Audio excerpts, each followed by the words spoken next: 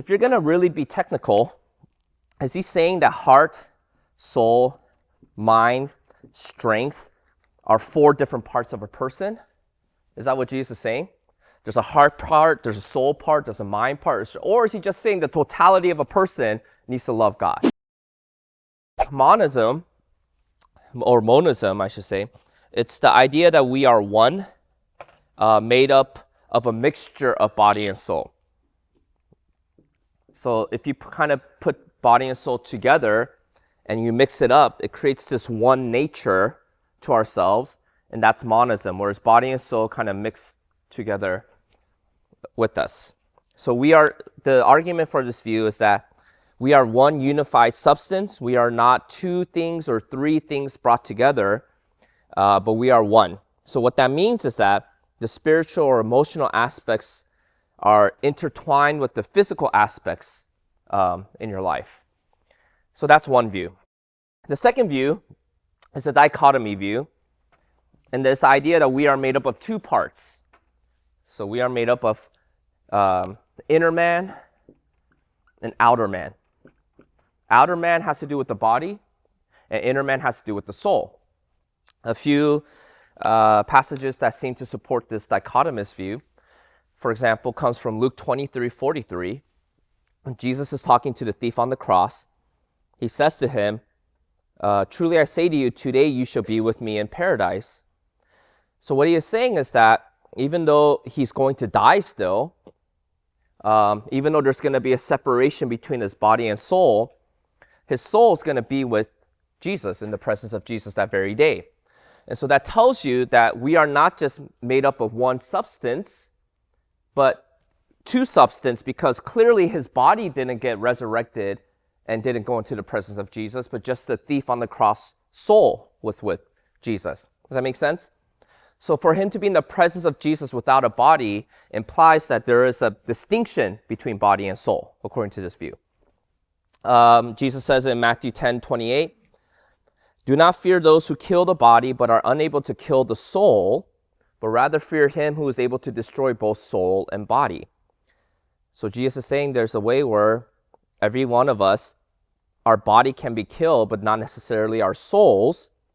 So you should fear the one who can't kill your body alone, but could kill your body and soul, meaning only God can do that. Humans can kill other people's bodies, but we cannot kill other people's souls.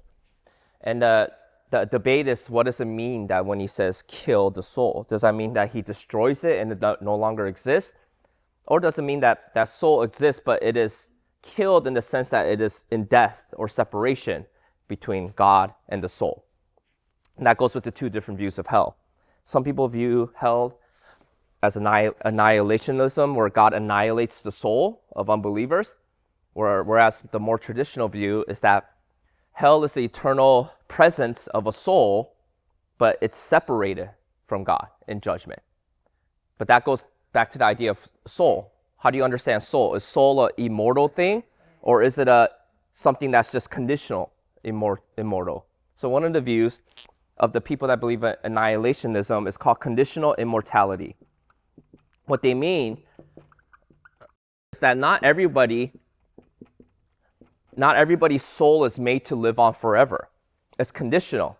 And it's conditional by what? By faith. And so when you have faith, then your soul becomes immortal.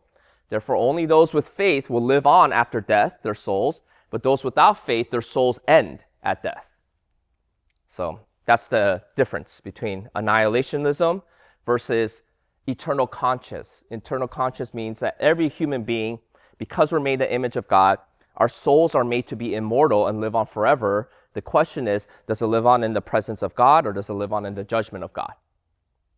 Does that make sense? So that has to do with the debate of the soul. That's why there's different debates about hell. Because how does the soul continue on, or does it not continue on, is really the question there. There's a final view. It's called the trichotomy view. And what this view says is that there's body, there's soul, and then there's spirit. And they say that this third aspect is only added to a person when they become a Christian. So when you become a Christian, the Holy Spirit comes into the soul. So now the soul has part of it is the spirit. And the spirit now battles the soul. And so there's this internal battle that happens. And over time, according to this view, the spirit grows and transforms the soul over time. So non-believers do not have the spirit in them, they have a soul. Only Christians have the spirit in them with the soul and body. That's the third view. The arguments for trichotomy are really weak, in my opinion, because what they argue from certain passages is that they make a big distinction between the times where it talks about spirit and soul. In John 12:27, Jesus says, "Now my soul has become troubled, and what shall I say? Father, save me from this hour, for this purpose I came to this hour." And then later in the same prayer, this is the high priestly prayer, John 13:21, it said, when Jesus had said this, he became troubled in spirit. So is he talking about the spirit side of him all of a sudden from the soul side of him? Or is he just using it interchangeable? Spirit and soul are just different words for the same, what? The immaterial part of a person. Does that make sense? It's the same prayer. And he said, my soul is troubled, and then my spirit is troubled, in the same context. If you look at the creation account in Genesis 2:7, it said God created Adam from the ground, referring to his physical body from the dirt, and it said he blew into him. That's the blowing into of the immaterial or the soul. You don't see any mention of spirit being blown in. It's the breath, which is the soul, that comes about. In Matthew 22:37, Jesus said, you shall love the Lord your God with all your heart, with all your soul, and with all your mind. And in other passages, it says, love the Lord with all your heart, soul, mind, and strength. If you're going to really be technical, is he saying that heart, soul, mind, strength are 4 different parts of a person? Is that what Jesus is saying?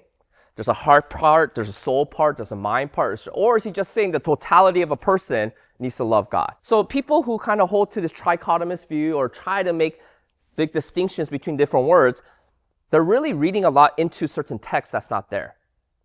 Because soul and spirit are interchangeable. Actually, soul and heart is interchangeable in the Bible. Sometimes it talks about your heart. It's not talking about your literal physical heart, but your soul. Sometimes mind and soul is interchangeable. And sometimes mind and strength is mind and soul. Do you see what I'm saying? So it's all different words referring to the same aspect of a person, which is their what? The immaterial part of the person, their soul. Their inner man. So instead of saying soul, I always like to use the biblical term because it's talking about the inner man. The inner man of a person is described in many different vocabulary throughout the Bible. Sometimes they're called the mind, the heart, the emotions. These all come from the inner part of a person, the non-physical part of a person.